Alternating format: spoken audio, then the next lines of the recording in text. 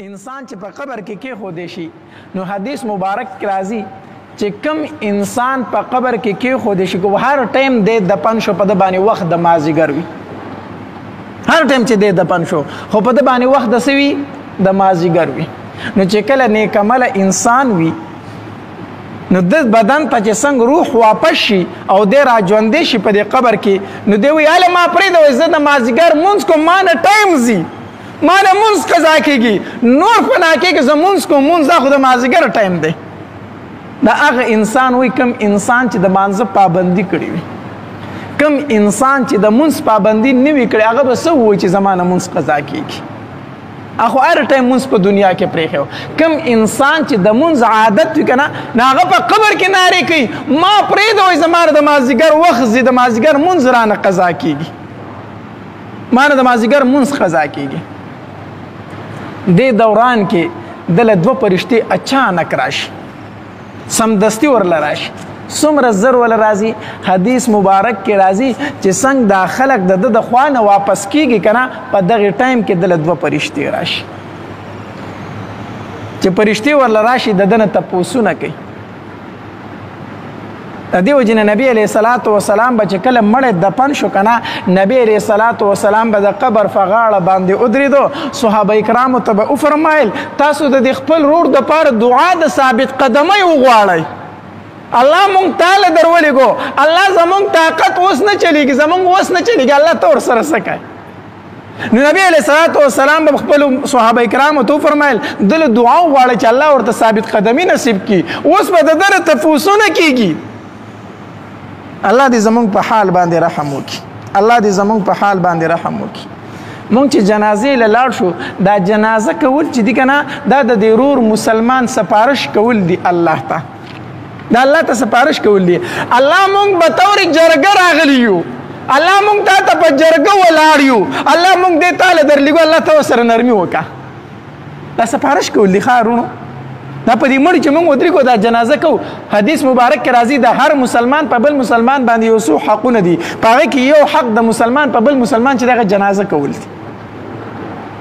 نو دا د دې مسلمان سپارش کول دي د الله په دربار کې الله تعالی درلېږم الله ته ورسره د نرمه معامله وکړه الله دې زمونږ په حال رحم وکړي مونږ چېرته چې جنازې له لاړ شو په صف کې ودرېږو زمونږ په زړه کې چېرته دا راغلي دي دا تصور زمونږ راغلی دی په دې جنازې په صف کې چې زه ولاړ یم ما چېرته اسمان ته داسې کتلي دي الله تعالی به طور جرګه راغلی یم ما په دې زړه کې نرمي پیدا کړي ما د سترګو نه د جنازې په صف کې اوښکه بهیولې ده الله زما د عجزي منظور که الله زما د غریبي منظور که الله زما د خالي لاسونه منظور که الله زما د خالي جولۍ منظور که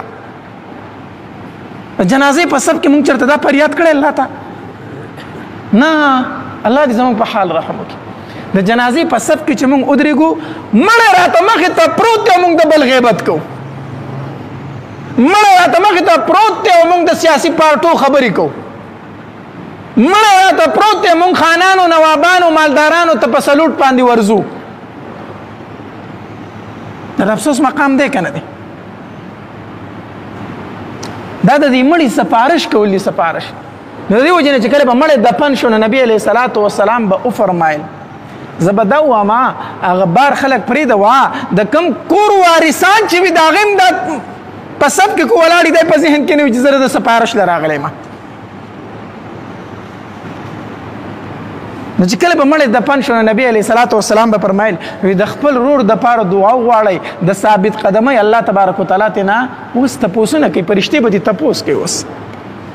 نو چې کله فرشتې د ده خواله راشي نو لومبې تپوس ترې نه دا کوي چې مر ربک رب دې څوک دی مر ربک رب دې څوک دی دنیا کې دې ژوند تېر کړی دی نو سرټیټي دې چاته کړې وه الحمدلله ثم الحمدلله چې الله تبارک وتعالی مسلمانان پیدا کړي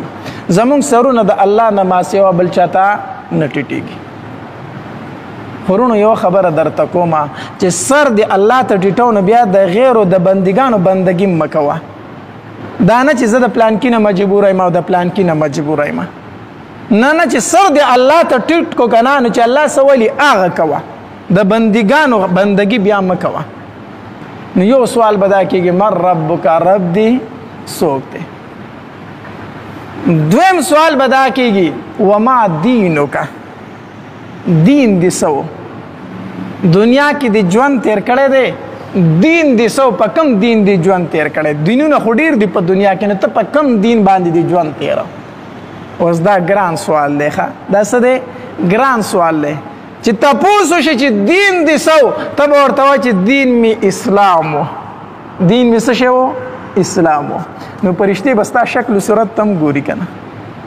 په ژبه خو دې وویل چې دین زما اسلام دی، نو شکل و صورت ته به دې وګوري آیا په دې مخ مبارک ته ګیره شته او که نشته؟